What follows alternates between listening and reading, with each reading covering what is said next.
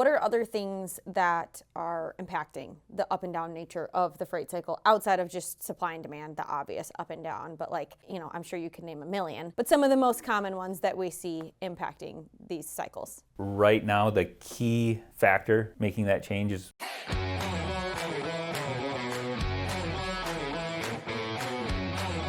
all right, well, Matt, or as we call you here, Shooter, welcome to Inside Freight. We're very happy to have you here today. If you could tell us a little bit about who you are, what you do at Fifth Wheel, and kind of what brought you to Fifth Wheel. I am the Director of Analytics here at Fifth Wheel Freight. I started in an analytics role here a little over 5 years ago now, and it was my first introduction to the freight market. And now, 5 years later, I'm doing a little bit of market analytics, a lot of internal analytics, and reporting that to the sales floor, to the executive team, and other leaders within the company. Nice. Very nice. Today we're going to talk a little bit about freight cycles. I think that's something that everybody in the industry obviously is very, very familiar with. We talk about it every single day, but someone new to the industry might not understand what that means, might not understand why the market is always cycling. So if you can kind of just start by very baseline explaining sort of what a freight market cycle is and what that means within the industry, generally speaking. Yes, it is the cyclical change in the market rate, the cost of moving freight. And that's what everybody considers a cycle. It goes up and it goes down. It has high peaks, low troughs, and it depends on the change in demand, the amount of people willing to have something to ship and paying to ship it, and then the people willing to do so for them. Both sides of that change greatly throughout the course of a cycle, and that is how we define the market freight cycle, the change in the cost to do that. That makes sense. And very similar to the stock market cycles and things like that, I would imagine, to some extent. Yeah, the willingness for somebody to pay for it at the top and then the willingness to pay for it at the bottom. Why doesn't the freight market ever really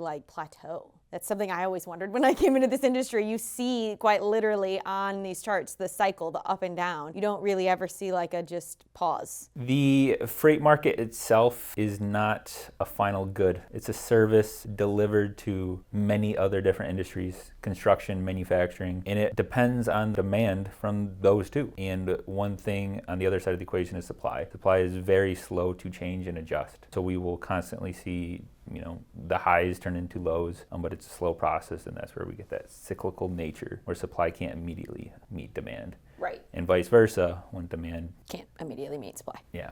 No, that makes sense. What are other things that are impacting the up and down nature of the freight cycle outside of just supply and demand, the obvious up and down, but I'm sure you can name a million, but some of the most common ones that we see impacting these cycles? Right now, the key factor making that change is oil prices, diesel prices, fuel prices can be upward to 40-50% of the operating cost of moving freight. So when we see significant increase in diesel prices like we have in the past month, that is a significant strain for carriers and will drive up that cost of freight regardless of what supply is doing, regardless of what demand is doing. How do things like interest rates, politics, the broader economy sort of play a role in these cycles sort of inadvertently? Interest rates are the key one, which have been changing for the favor of borrowers for the past couple of years. It's going to allow for construction customers, for manufacturing suppliers to be able to borrow at a lower cost, to be able to invest in their new infrastructure projects or to restock at a lower rate, and that will add to truckload demand.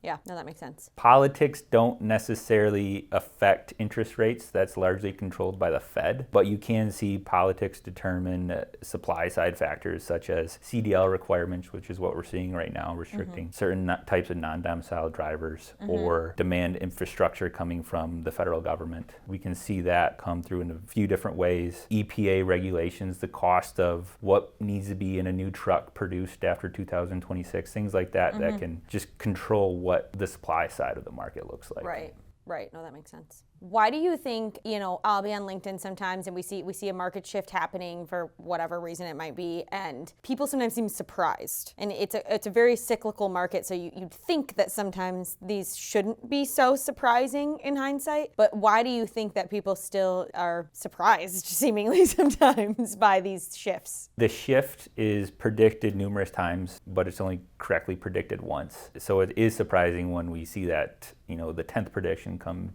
true. Yeah. And everybody at the same time is really excited. Right.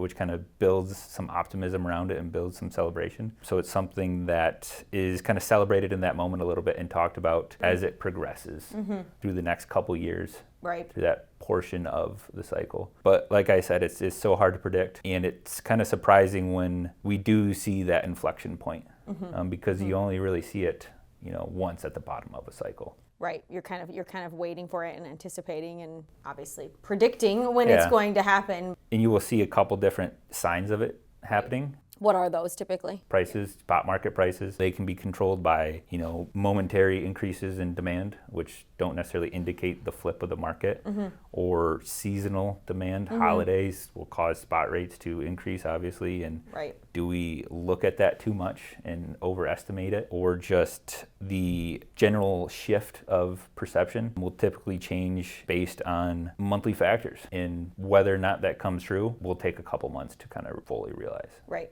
If I'm a broker, a newer rep, or just like new to this industry in general, what would you recommend I really try to understand early so I don't, accidentally misread market signals or what's happening in the market? Everybody is going to have their own opinion on the market, their own forecasted expectations, along with what's driving those can be very opinionated. Yeah. But even on the macro level, that doesn't necessarily determine what you're seeing on an individual lane, what is beneficial to your shippers, your carriers, what your network looks like. So you can't lean too much into the general shift of macro developments. That makes sense. I mean, you really have to take it based on what you're seeing sometimes, and that's where an experienced broker can really gain an edge. Yeah.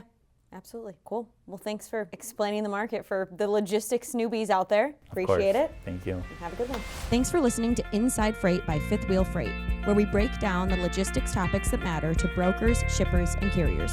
FWF is a third-party logistics provider headquartered in Grand Rapids, Michigan, specializing in truckload, LTL, drayage, rail, overdimensional, and expedited freight across the U.S. and Canada. To learn more, visit FWF.com or follow us on LinkedIn, Instagram, TikTok, or YouTube.